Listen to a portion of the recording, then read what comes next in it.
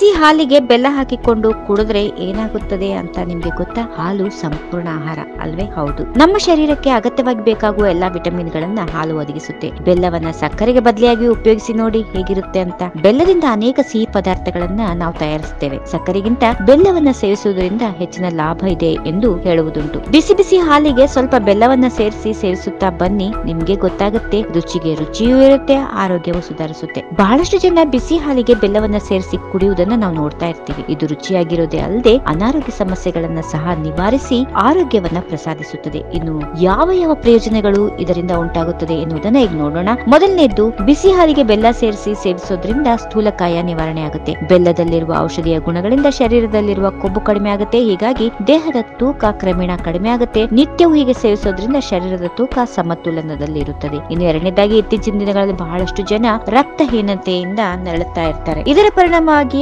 ಆರೋಗ್ಯ ಏರುಪೇರಾಗುತ್ತೆ. ಶರೀರಕ್ಕೆ ಪೋಷಕಾಂಶಗಳು ಸೇರ್ಪಡೆ ಆಗೋದಿಲ್ಲ. ಬಿಸಿ ಹಾಲಿಗೆ ಬೆಲ್ಲ ಬೆರೆಸಿ ಸೇವಿಸೋದ್ರಿಂದ ರಕ್ತಹೀನತೆ ಸಮಸ್ಯೆಯನ್ನ ನಿವಾರಿಸಿಕೊಳ್ಳಬಹುದು. ಮುಖ್ಯವಾಗಿ ಮಹಿಳೆಯರಿಗೆ ಇದು ವರದಾನ. ಇನ್ನು ಮೂರನೇದು, ಬಿಸಿ ಹಾಲಿಗೆ ಬೆಲ್ಲ ಬೆರೆಸಿ ಸೇವಿಸೋದ್ರಿಂದ ಅದರಲ್ಲಿರುವ ಪೋಷಕಾಂಶಗಳಿಂದ ತಲೆ ಕೂದಲು ಹೊಳಪಾಗುತ್ತವೆ, ಕೂದಲು ಉದುರುವುದು ಕೂಡ ನಿಲ್ಲುತ್ತವೆ, ತಲೆ ಹೊಟ್ಟು ನಿವಾರಣೆ ಕೂಡ ಉಂಟಾಗುತ್ತದೆ. ಇನ್ನು ನಾಲ್ಕನೇದು, ಮಹಿಳೆಯರಿಗೆ ಋತುಚಕ್ರದಲ್ಲಿ ಪೀಡಿಸುವ ಸಮಸ್ಯೆಗಳು, ಮುಖ್ಯವಾಗಿ ಹೊಟ್ಟೆ ನೋವು ಕಡಿಮೆ ಆಗುತ್ತೆ. ಐದನೇದು, ಬೆಲ್ಲ ಬೆರೆಸಿದ ಹಾಲಿಗೆ ಪ್ರಾಕೃತಿಕವಾದ ಆಂಟಿಬಯೋಟಿಕ್, ಆಂಟಿವೈರಲ್ ಗುಣಗಳಿರುತ್ತವೆ. ಆದ್ದರಿಂದ ಇದು ರೋಗ ನಿರೋಧಕ ಶಕ್ತಿಯನ್ನ ದೇಹದಲ್ಲಿ ಹೆಚ್ಚು ಮಾಡುತ್ತದೆ, ವೈರಸ್ ಸೋಂಕುಗಳನ್ನ ಕಡಿಮೆಯಾಗಿಸುತ್ತದೆ. ಇನ್ನು ಆರನೇದಾಗಿ, ವೃದ್ಧಾಪ್ಯದಲ್ಲಿ ಬಹಳಷ್ಟು ಜನ ಕೀಲು ನೋವುಗಳ ಸಮಸ್ಯೆಗೆ ಗುರಿ ಆಗ್ತಾರೆ. ಅಂತವರು ಪ್ರತಿದಿನ ಬಿಸಿ ಹಾಲಿಗೆ ಬೆಲ್ಲ ಸೇರಿಸಿ ಕುಡಿಯೋದ್ರಿಂದ ಈ ಕೀಲು ನೋವುಗಳಿಂದ ಉಪಶಮನ ಹೊಂದಬಹುದು. ಅಷ್ಟೇ ಅಲ್ಲ, ಕೀಲುಗಳು ಸದೃಢವಾಗುತ್ತವೆ. ಯಾವುದಕ್ಕೂ ಈ ಮನೆಮದ್ದನ್ನ ಪ್ರಯತ್ನಿಸೋ ಮೊದಲು ಒಮ್ಮೆ ನಿಮ್ಮ ಫ್ಯಾಮಿಲಿ ವೈದ್ಯರ ಸಲಹೆಯನ್ನ ಪಡೆದುಕೊಳ್ಳೋದು ಅತಿ ಉತ್ತಮ. ಈ ವಿಡಿಯೋ ಬಗ್ಗೆ ನಿಮ್ಮ ಅಭಿಪ್ರಾಯವನ್ನ ಕಾಮೆಂಟ್ ಮೂಲಕ ತಪ್ಪದೆ ತಿಳಿಸಿ. If you like this video, ಬೇಗ ಲೈಕ್ ಮಾಡಿ,